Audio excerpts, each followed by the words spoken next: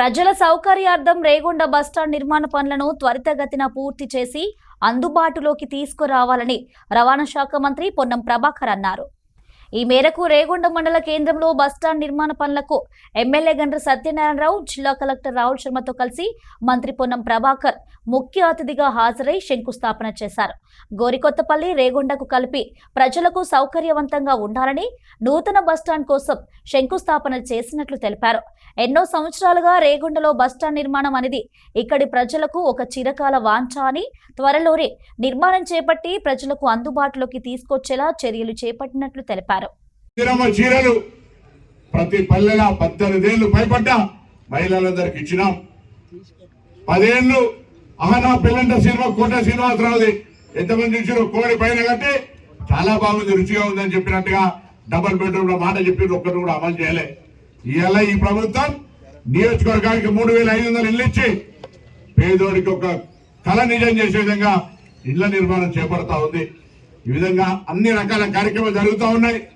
తప్పకుండా అందులో భాగంగా తెలంగాణ ప్రజాపాలన ప్రభుత్వం మీ ఆశీర్వచనంతో ఏర్పడ్డ తర్వాత ప్రజలకు సంబంధించి అన్ని రకాల సౌకర్యాలు కలిగేసే విధంగా ఒకవైపు విద్యలో ఇంటిగ్రేటెడ్ స్కూల్స్ కానీ, గురుకులాల చదువుతున్న పిల్లల యొక్క మెస్ ఛార్జీలు, కాస్మెటిక్ ఛార్జీలు పెట్టడం కానీ ఎక్కడ కూడా ఏ సెక్షన్ ను నిర్లక్ష్యం చేయకుండా అంతెందుకు ప్రభుత్వ ఉద్యోగులుగా పనిచేస్తున్నటువంటి వాళ్ళకు 15 తారీఖు వస్తాయా, 20 తారీఖు వస్తాయా, ఈఎంఐ ఫార్వర్డ్ అయిపోయి బ్యాంకుకు ఇబ్బందికరమైనటువంటి వాళ్ళ ఆ రోస్టర్ మెయింటైన్ చేసే పరిస్థితి వస్తే ఇవాళ 1వ తారీఖు జీతాలు ఇచ్చే విధంగా ప్రభుత్వం ఇంత ఆర్థిక సంక్షోభం ఉన్నా, ఈ రాష్ట్రాన్ని అప్రమయం చేసిన ఆర్థికంగా కాంగ్రెస్ పార్టీ ఒక మేనేజ్మెంట్ చేసుకుంటూ ప్రభుత్వం, ముఖ్యమంత్రి గారు, మంత్రులు, అధికారులంతా నిరంతరంగా శ్రమ పడుతూ ఈ విధంగా ప్రభుత్వాన్ని 2 సంవత్సరాలుగా తీసుకొని పోతా ఉన్నాం. తప్పకుండా భవిష్యత్తులో 3 ఏళ్లలో మేము ఇంకా చేయాల్సినటువంటి మనం అవన్నీ కూడా కార్యక్రమాలు అయితే ఆర్థిక సంక్షేమం ఉన్నప్పటికీ కూడా చెప్పిన మాట ప్రకారంగా ఉచితంగా మహిళలకు బస్సు ఇస్తా ఉన్నాం, ఇందిరమ్మ ఇల్లు ఇస్తా ఉన్నాం, 200 యూనిట్ల కరెంట్ ఇస్తా ఉన్నాం. అడిగిన వాళ్ళందరికీ రేషన్ కార్డు 10 ఏళ్లలో వాడు దిక్కులేదు, చెప్పులదే తిరిగిండు. అంతేగాక వాళ్ళకి ఇవాళ ఈ దేశంలో 29 రాష్ట్రాలు ఉన్నాయి. 29 రాష్ట్రాల్లో ఎక్కడ కూడా సన్నబియ్యం ఇవ్వడంలే. ఇవాళ తెలంగాణ ఒక్క రాష్ట్రంలో సన్నబియ్యం పేద ప్రజలు అమ్ముకునే పరిస్థితి లేకుండా వాళ్ళే తినే విధంగా ఇవాళ సన్నబియ్యం ఓపెన్ మార్కెట్ల అగ్గినంటి ధరల నుంచి ఇలా పేదలకు సన్నబియ్యం రావడంతో మార్కెట్ ధర కూడా తగ్గింది. అదేవిధంగా సన్నబియ్యం పండించే సన్న రైతుల వడ్లులందరికీ కూడా 500 బోనస్ ఇచ్చే కార్యక్రమం చేస్తా ఉన్నాం. కల్లాల దగ్గరనే ఊరూరా కొనుగోలు పెట్టి ఎక్కడ ఇబ్బంది లేకుండా కొనుగోలు చేసి 48 గంటల్లోనే పేమెంట్ చేస్తా ఉన్నాం. ఈ విధంగా తప్పకుండా ఇన్ని కార్యక్రమాలు జరుగుతూ ఉన్నాయి. మీ అందరి ఆశీర్వచనం ఉండాలి. ఇంకా మిగిలిన కార్యక్రమాలు చేసుకుంటూ పోతూ ముఖ్యంగా ఆర్టీసీ ఇది మనందరి సంస్థ. ఆర్టీసీని ప్రజలకు సంబంధించి ఎవరు ఓనర్షిప్ లేదు.